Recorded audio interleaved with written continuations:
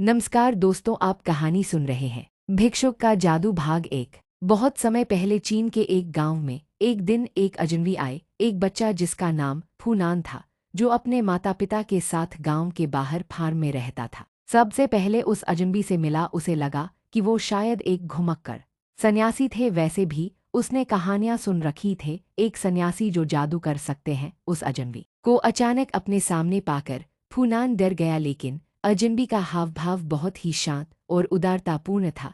फूनान ने विनम्रता पूर्वक उनका अभिवादन किया। वृद्ध अजनबी ने कहा, कुछ समय रहने के लिए ये जगह अच्छी प्रतीत होती है, क्या तुम बता सकते हो कि मैं कहाँ सो सकता हूँ? फूनान ने उन्हें एक वीरान कुटिया दिखाई जो गांव की सीमा पर स्थिति थी। वहां वृद्ध ने अपने लिए घास फूस का बिस्तर बना लिया और दीवार पर एक कागज लटका दिया जिसमें बड़ी और बेढंडी लिखाई में कुछ शब्द चित्रित किए हुए थे। वृद्ध उस झोपड़ी में निवास करने लगे। फूनान और उसके मित्र कुटिया की खिड़की से भीतर झांकते और वृद्ध की नींद से जागने की प्रतीक्षा करते। वृद्ध जब गांव में भिक्षा मांगने जाते तो बच्चों को उनके साथ रहना अच्छा लगता था।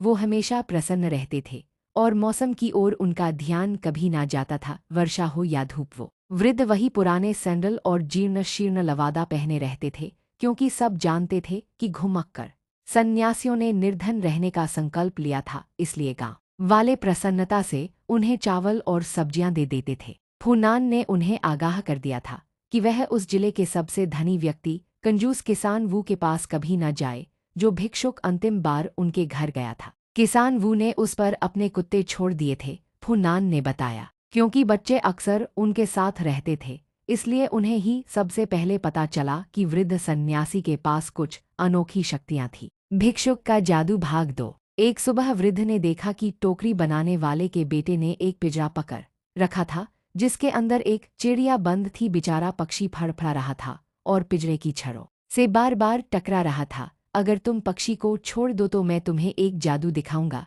वृद्ध ने उससे कहा। आश्चर्यचकित लड़के ने सिर हिलाकर हामी भर दी। वृद्ध कुटिया के अंदर गए और एक काला कपड़ा, एक कलम, कागज और एक ब्रश लेकर बाहर आए। उन्होंने काला कपड़ा पिंजरे के ऊपर लपेट दिया। जब वह स्याही में पानी मिला रहे थे तब बच्चे उन्हें चुपचाप देख रहे थे। उन्होंने झटपट ब्रश चलाया और पिंजरे में कैद पक्षी का चित्र बना दिया।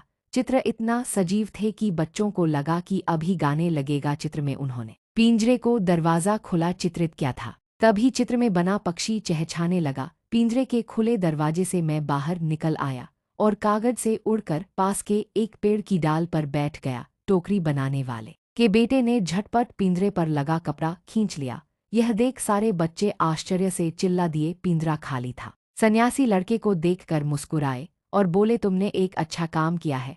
उन्होंने उससे कहा, तुमने एक जंगली जीव को स्वतंत्र कर उसकी प्रकृति के अनुसार उसे जीने का अवसर दिया है। क्या वह जादू आप मुझे सिखा सकते हैं? फूनान ने बाद में वृद्ध से पूछा। वृद्ध ने प्यार से कहा, यह जादू सीखने से पहले सन्यासी बनने के लिए मुझे अपना सब कुछ त्यागना पड़ा था। फिर मैंने वर्षों तक अध्ययन किया था और संकल्प लिया था कि इस जादू का मैं कभी भी अपने लाभ के लिए उपयोग नहीं करूंगा। तुम अभी बहुत छोटे हो, अपना लक्ष्य जानने के लिए प्रतीक्षा करो। गांव में फूनान कभी कभी एक गरीब बुजुर्ग विधवा लियांग की सहायता करता था और पानी से भरी बाल्टी गांव के कुएं से उठाकर उसके घर ले जाता था, क्योंकि उसके कुएं में पानी खत्म हो गया था। गर्मी के एक दिन फूनान ने वृद्ध को लियांग से बात करते सुना, और तुम्हारा कुआं कब से सूखा हुआ है? 1 वर्ष से, जब से किसान वू ने पानी की धारा को जो मेरे कुएं में जाती थी अपने नाशपाती के बाग की ओर मोड़ लिया था, लियांग ने उत्तर दिया।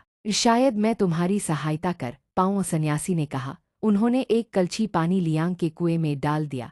अगली सुबह उसने देखा कि कुआं ऊपर तक मीठे निर्मल पानी से भरा हुआ था। फूनान और लियांग ने ही यह चमत्कार देखा था, लेकिन कुछ दिनों बाद भिक्षुक सन्यासी की इस जादू के बारे में सारे गांव को पता चल गया।